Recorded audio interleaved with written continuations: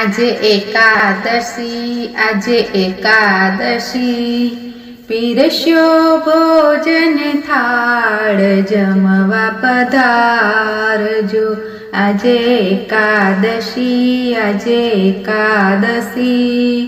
પીરસ્યો ભોજન થાળ જમવા પધારજો। જય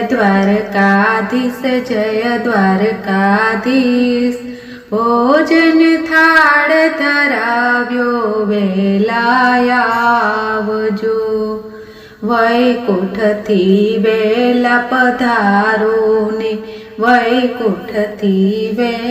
પધારો ને આંગણિયા પાવન કરજો